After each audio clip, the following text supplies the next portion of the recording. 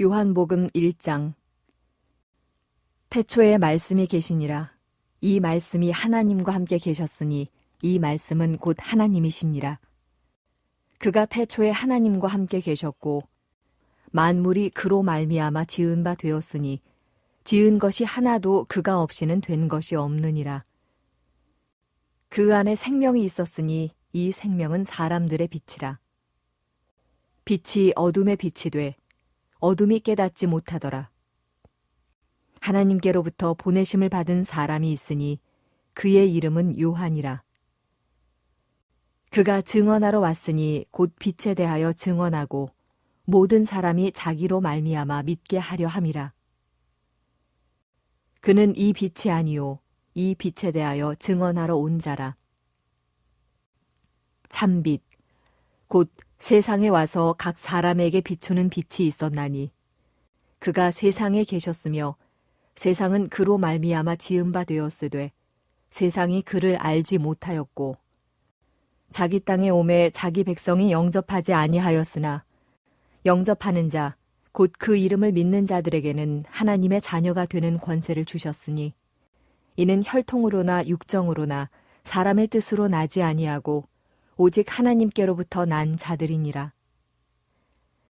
말씀이 육신이 되어 우리 가운데 거하심에 우리가 그의 영광을 보니 아버지의 독생자의 영광이요 은혜와 진리가 충만하더라. 요한이 그에 대하여 증언하여 외쳐 이르되 내가 전에 말하기를 내 뒤에 오시는 이가 나보다 앞선 것은 나보다 먼저 계심이라 한 것이 이 사람을 가리킴이라 하니라. 우리가 다 그의 충만한 데서 받으니 은혜 위에 은혜로라. 율법은 모세로 말미암아 주어진 것이요 은혜와 진리는 예수 그리스도로 말미암아 온 것이라. 본래 하나님을 본 사람이 없으되 아버지 품속에 있는 독생하신 하나님이 나타내셨느니라. 유대인들이 예루살렘에서 제사장들과 레위인들을 요한에게 보내어 내가 누구냐 물을 때에 요한의 증언이 이러하니라. 요한이 드러내어 말하고 숨기지 아니하니 드러내어 하는 말이 나는 그리스도가 아니라 한데 또 묻되 그러면 누구냐 내가 엘리야냐 이르되 나는 아니라. 또 묻되 내가 그 선지자냐 대답하되 아니라. 또 말하되 누구냐 우리를 보낸 이들에게 대답하게 하라. 너는 내게 대하여 무엇이라 하느냐? 이르되 나는 선지자 이사야의 말과 같이 주의 길을 곧게 하라고 광야에서 외치는 자의 소리로라 하니라. 그들은 바리새인들이 보낸 자라. 또 물어 이르되 내가 만일 그리스도도 아니요 엘리야도 아니요 그 선지자도 아닐진데 어찌하여 세례를 베푸느냐? 요한이 대답하되 나는 물로 세례를 베풀거니와 너희 가운데 너희가 알지 못하는 한 사람이 섰으니 곧 내 뒤에 오시는 그이라. 나는 그의 신발끈을 풀기도 감당하지 못하겠노라 하더라. 이 일은 요한이 세례 베풀던 곳 요단강 건너편 베다니에서 일어난 일이니라. 이튿날 요한이 예수께서 자기에게 나아오심을 보고 이르되 보라 세상 죄를 지고 가는 하나님의 어린 양이로다. 내가 전에 말하기를 내 뒤에 오는 사람이 있는데 나보다 앞선 것은 그가 나보다 먼저 계심이라 한 것이 이 사람을 가리킴이라. 나도 그를 알지 못하였으나 내가 와서 물로 세례를 베푸는 것은 그를 이스라엘에 나타내려 함이라 하니라. 요한이 또 증언하여 이르되 내가 보매 성령이 비둘기같이 하늘로부터 내려와서 그의 위에 머물렀더라. 나도 그를 알지 못하였으나 나를 보내어 물로 세례를 베풀라 하신 그이가 나에게 말씀하시되 성령이 내려서 누구 위에든지 머무는 것을 보거든 그가 곧 성령으로 세례를 베푸는 이인 줄 알라 하셨기에 내가 보고 그가 하나님의 아들이심을 증언하였노라 하니라.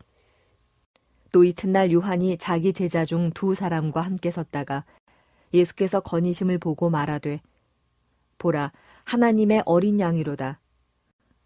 두 제자가 그의 말을 듣고 예수를 따르거늘 예수께서 돌이켜 그 따르는 것을 보시고 물어 이르시되 무엇을 구하느냐 이르되 랍비여 어디 계시오니이까 하니 랍비는 번역하면 선생이라.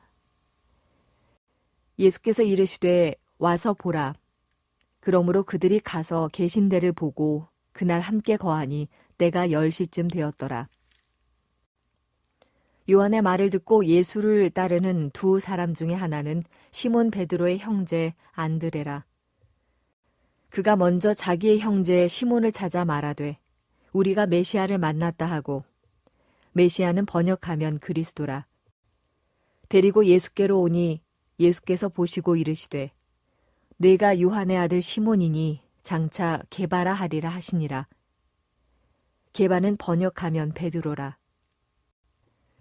이튿날 예수께서 갈릴리로 나가려 하시다가 빌립을 만나 이르시되 나를 따르라 하시니 빌립은 안드레와 베드로와 한 동네 벳세다 사람이라. 빌립이 나다나엘을 찾아 이르되 모세가 율법에 기록하였고 여러 선지자가 기록한 그 일을 우리가 만났으니 요셉의 아들 나사렛 예수니라.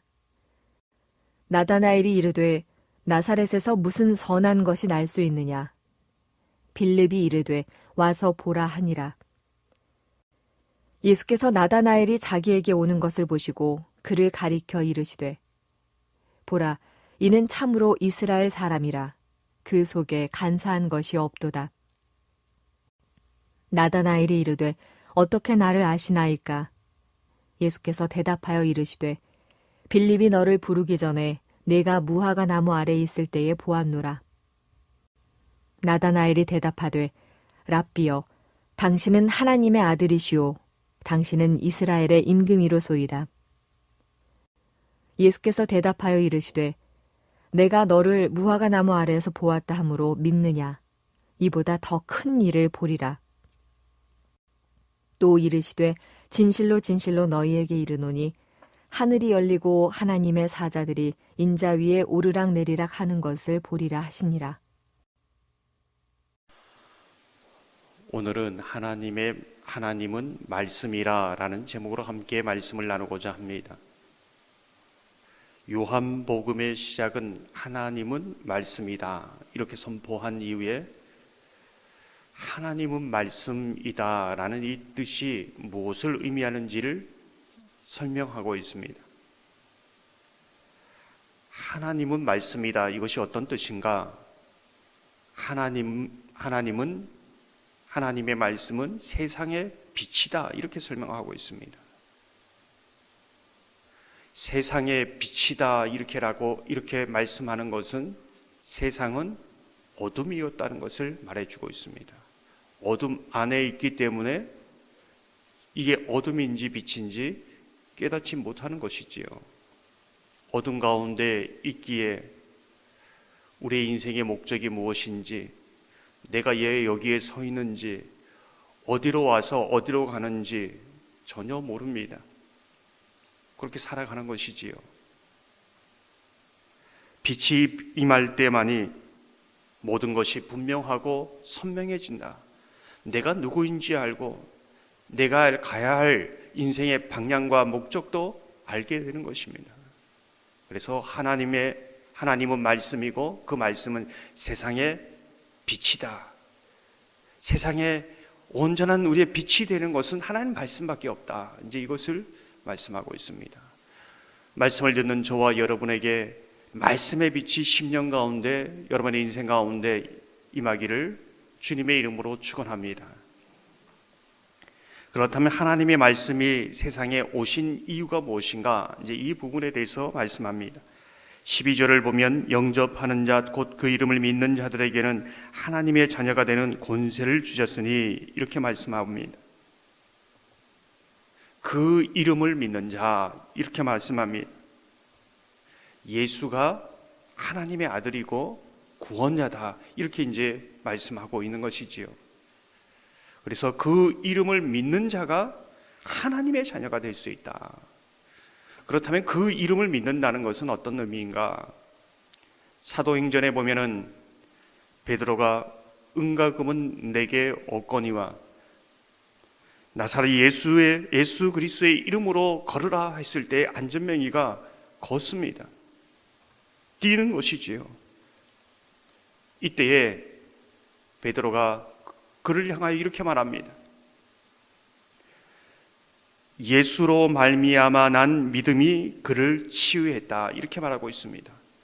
예수로 말미암아 난 믿음이 너를 치유했다.